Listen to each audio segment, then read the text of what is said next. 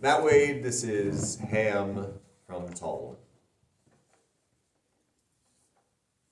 Well, if it's not Lydia Moore. That would be Lydia McQueen, Ham. I've been married 7 years now. And I've come to buy a wagon load of hay. So you have. How you like my new store, Lydia? Being a landowner not enough, Ham.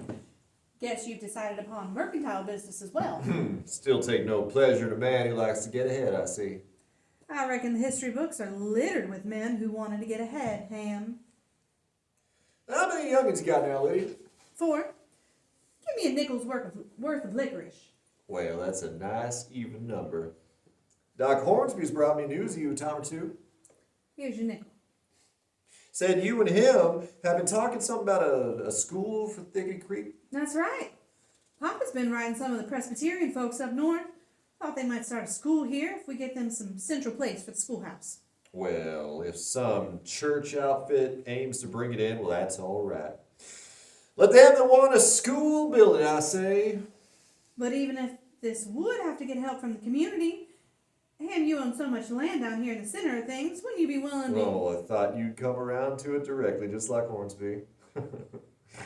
No, sirree, schooling it ain't my line. But we've got to find some... We ain't got to do a damn thing. You settled that for yourself several years back, Lydia. I was speaking about we the community, Ham Nelson.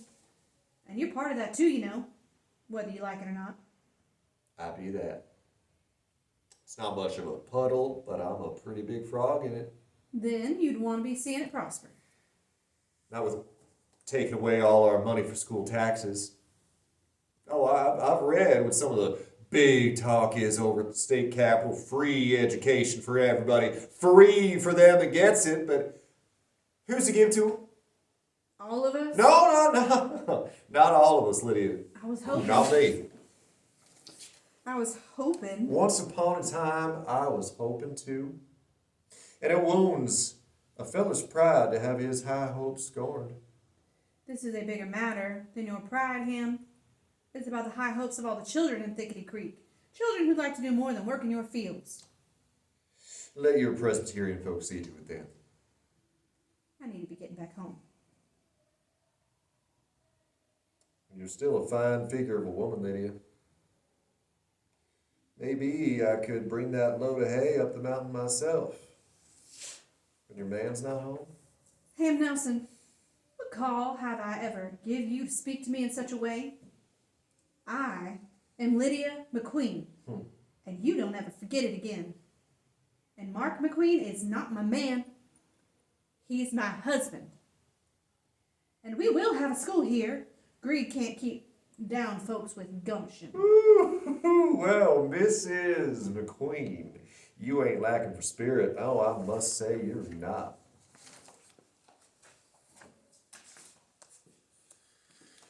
Well now, Mrs. Lydia, did you come by to see how I'm a-looking these days, or was there something else on your mind?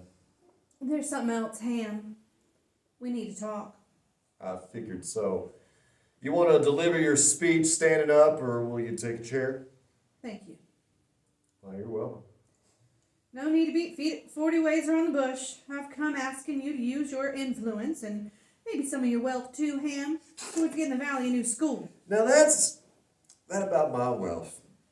Everybody seems to forget about the bottom dropping out of the tobacco market hereabouts.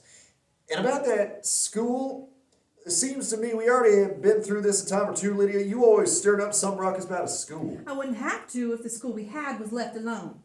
If we get 2 good roads in here, we'll find ways to go in with other communities. Build one school, send it to it takes time. And all this time, a lot of youngins are growing up without any school at all. What about them? No school here when I was coming up. I'm not doing the worst in the world. Your mother was educated. I remember that well enough. Besides, we want the ones coming on to know more than we ever knew. They'll not likely find it in books. It's common old horse sense, hard work, a little luck along, that puts a man ahead. Books won't rob anybody of his common sense. I don't hold with all this public school and nonsense, and that's that. No need for everybody to get an education. I don't aim to lift one little finger to help another school open on this creek and keep good tobacco hands out of the field, raise land taxes, get things all stirred up. Maybe you'll change your mind. Do you aim to try to make me change my mind? Maybe. We talked with Ginger Caldwell night before last. We learned that he was the one who directed the outliers to our house the night we lost so much, near the end of the war. We asked him if it was true, and he confessed it, but he said he never took any of what was stolen. He did know who had traded for our livestock, though, who fattened it up and made a profit a short spell afterward by selling it to one of the armies. Caldwell must be a pretty known man and all that. I'm not trying to play games with you, Ham. I'll speak plain. We both know you took our stock and sold it. Me? I heard it was old man Thomas Hawkins. Didn't Caldwell mention Hawkins? Yes, Mr. Hawkins. My brother, Paul's father, he and you bought the cattle and the horses. I just want to make sure you keep all your big news straight. Ham, I want you to go in and see your courthouse cronies and tell them you'd approve of a school out here. Then trade us a little corner in that field next to your store here, or somewhere around where it's central to the community. What would you trade? Our mill site. It's too out of the way for the children. What? Why should I take that no-count land? Because we need this place. Because if you don't, I'm going to ask your brother Robert to bring suit against you at the county seat. A lawsuit accusing you of trafficking and stolen livestock.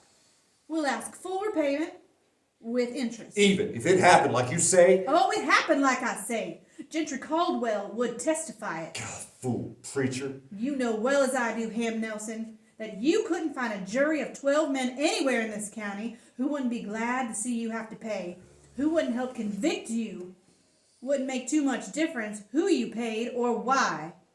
You gouged too many people, Ham. So now you're gouging me, Lydia. Is that it, Lydia McQueen? By whatever name, Ham. You think it over. Don't be so hasty. I reckon I could speak to the fellas at the courthouse. This week. Let them use the old mill site for the land. That ought to be enough for you. Oh, no. You trade us your piece of land. But that land is valuable. Your pappy's puny livestock. What Don't speak another word, Ham Nelson. Don't you compare the value of what we lost that night with any parcel of land. All right. I'll find another piece of ground for you. Not for me, for the community. And not just any piece of land. The one I mentioned. All right. But if I do this, Lydia, I'd say at least the school ought to be named after me. I want this school named after me. All right, Ham. If that's what it takes. That's what it takes. I'll concede as much. Hamilton Nelson School, then. Thank you.